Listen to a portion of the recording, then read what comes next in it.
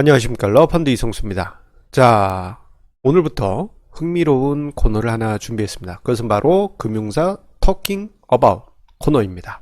자, 우리나라와 해외의 금융사에서 중요한 부분이 있으면은 그것을 발췌해서 사례와 경험을 토대로 해서 이야기를 드리고자 합니다. 자, 오늘 첫 번째 시간에서는요, 토지 개혁을 준비를 했습니다. 자, 토지 개혁, 이게 왜 중요한 거요? 라고 생각을 하실 수 있지만, 이 토지 개혁을 토대로 해서 우리나라의 채권 시장이 태동하는 아주 중요한 계기가 되었기 때문에 오늘 첫 시간으로 준비를 했습니다. 자, 이야기에 앞서서 옛날 이야기 한 토막을 먼저 드리도록 하겠습니다. 자, 그건 뭐냐, 이제 저희 할머니 이야기입니다. 옛날 이야기 맞죠? 자, 저희 할머니는 고향이 남양주셨어요. 남양주에 지금은 도농동이라고 불리는 왕숙천 근처입니다. 근데 이게 예전에는 양주였어요, 양주. 자, 양주시가 지금은 이제 의정부 위에만 딱 있지만 예전에는 양주시가 지금의 남양주부터 해서 구리시 그리고 서울 광진구까지 덮는 엄청나게 큰 동네였습니다. 자, 그 동네 중에 이제 도롱리에 사셨는데, 자, 그때 당시 저희 할머니의 아버지는 정말 부자셨다고 해요. 그래서 저희 할머니가 1940년대 초에, 자, 16살이라는 정말 상상도 안 되는 젊은 나이로, 어린 나이로 결혼을 하셨습니다. 자, 그래서 이제 가끔 이제 처갓집 가면 도농역에서 내리게 되는데, 도농역에서 탁 보면 그냥 눈에 보이는 땅이 다 할머니의 아버지 땅이었다고 합니다. 대지주죠? 예. 자, 그런데요, 특이한 것 중에 하나는, 분명 할머니의 말씀에는 한국 전쟁 이전에는 할머니의 아버지가 대지주였고 부자였어요. 심지어는 이제 저희 할아버지가 처갓집에 할머니랑 같이 가면 그때 당시 이제 기생들을 불러서 동네에 잔치를 했다라고 할 정도로 엄청난 부자셨는데 6.25 전쟁 이후로 해서는 땅 부자였다라는 이야기가 쏙 들어갑니다. 그게 왜 그러지 하고 어릴 적에는 잘 이해가 안 갔어요. 뭐 좀 사기당하셨나? 뭐 이렇게만 생각을 했는데, 자, 금융에 대해서 공부를 하면서 왜 그렇게 됐는지 그 원인을 찾을 수가 있었습니다. 그것은 바로, 자, 이겁니다. 토지개혁. 자, 토지개혁. 자, 우리 이제 학창 시절에 토지개혁은 이제 짧게 한 국사책 한 두 페이지 정도 내지 한 페이지 정도로 다 보셨을 겁니다. 대신 이제 너무 짤막하게 지나갔죠. 자, 우리나라 토지 개혁은 미군정, 그때 당시 미군 내 정부, 미군이 이제 직할하던 이제 미군정과 한국 정부가 같이 있을 때, 예, 그때 당시 이제 토지 개혁을 했는데, 왜 저때 당시 토지 개혁을 했느냐 하면은 그 우리나라가 해방되기 전에 어 상해 임시정부 때부터 해서 조선이 해방이 되면 그 토지 개혁을 해서 국민들을 다 잘 살게 하겠다라는 계획이 원래 있었어요.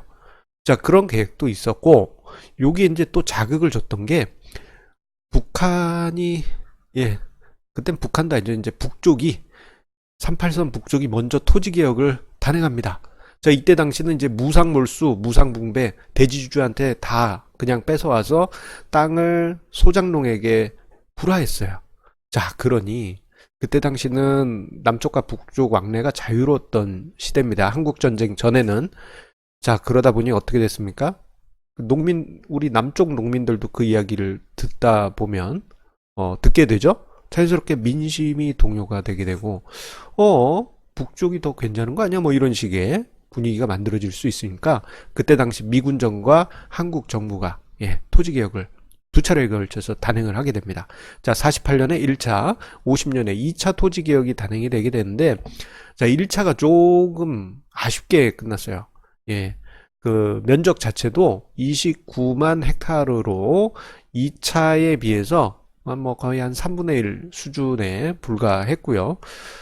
그리고 여러 가지 조건들이 그 농민들 입장에서, 소작농 입장에서는 아주 흔쾌히 좋았던 것은 아니었나 봅니다.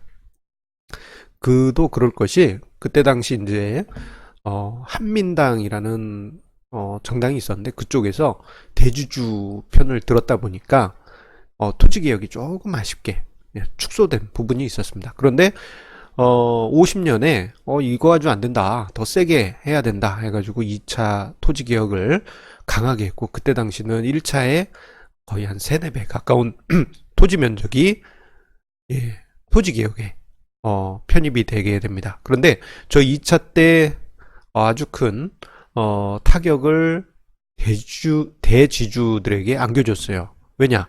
그때 당시 이제 매입을 할 때 뭐 북쪽처럼 무상물수한 건 아니지만, 자, 유상 매입을 하기는 했습니다만, 자, 지주들에게 5년 만기 채권으로, 예, 지가증권을 주고 토지를 매입을 합니다. 자, 이게 이제 지금 관점에서는 뭐 그렇게 큰 부담이 없는 뭐 채권이지만, 그때 당시는 하이퍼 인플레이션이에요. 그냥 1년 1년 가게 되면 채권 값이 그냥 휴지를 향해 쫙 내리꼽던 그러한 시절입니다.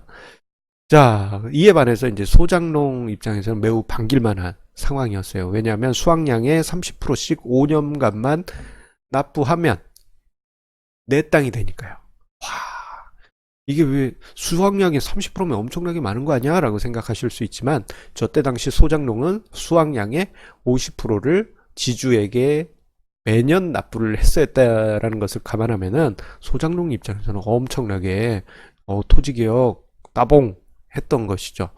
자, 여기까지는 괜찮아요.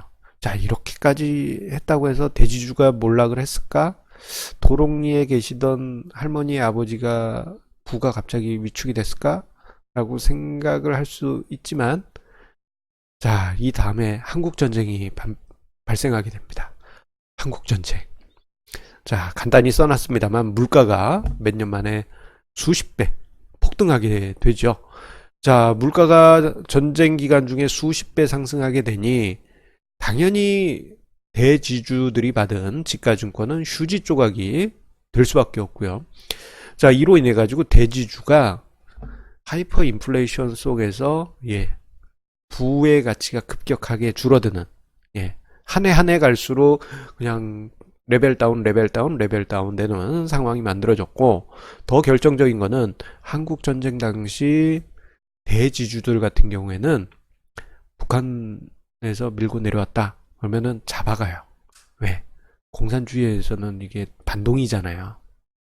자, 그러다 보니 대주주들은 살기 위해서 피난을 떠났고, 자, 근데 피난을 떠났는데 가봤더니 뭐 이거 친척도 있는 것도 아니고 막연합니다. 자, 먹고는 살아야 돼요. 자, 살기 위해서 어떻게 합니까? 지가증권을 헐값에 매각을 합니다. 살기 위해서. 그냥 이거 존버해가지고, 버텨가지고, 만기됐을 때, 정부에다가, 딱 돈을 돌려받으면 그나마 뭐, 100원을 받는다 그러면, 피난지에서 헐값에 팔았다 그러면 그 값에 반도 안 되는, 예, 정말 헐값에 팔았을 것입니다. 자, 어디에다 팔았느냐? 고물상. 자, 우리나라 최초의, 예, 채권 시장이라고 해도 과언이 아닌 고물상에 팔았습니다. 자, 원시적인 채권 시장이죠. 채권 삽니다 하고 고물상이 지나다니면, 자, 먹고 살기 위해서 지가증권을 매각하고, 그것을 이제 고물상이 매입하면 그걸 또 수집하는 사람들이 있겠죠. 그 사람들이 수집을 해서 나중에 이제 만기가 되면은 정부에서, 예, 원금 받고, 그러면은 이게 이제 헐값, 진짜 휴지값에 파는 게 그래도 종이값으로는 받을 수 있는 거예요. 이 차이, 예, 마진갭 엄청났겠죠. 그래서 그때 당시 만들어진 부로 대기업이 시작됐다라는 이야기도 있습니다. 자, 우리나라 금융사에서 아주 중요한 하나의 이슈이기 때문에 토지개혁으로 인해 가지고 채권 시장이 어떻게 형성됐는지, 이 과정을 위한 아주 중요한, 예, 아주 중요한 이슈였다 할 수 있겠습니다.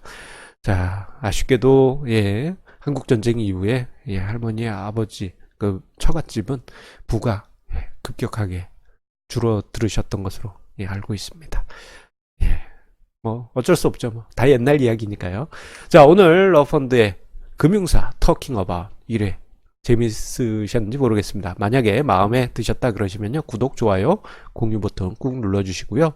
자, 다음번에도 자, 금융사 재밌는 주제를 들고 찾아뵙도록 하겠습니다. 자, 그러면 다음에 또 만나요. 예.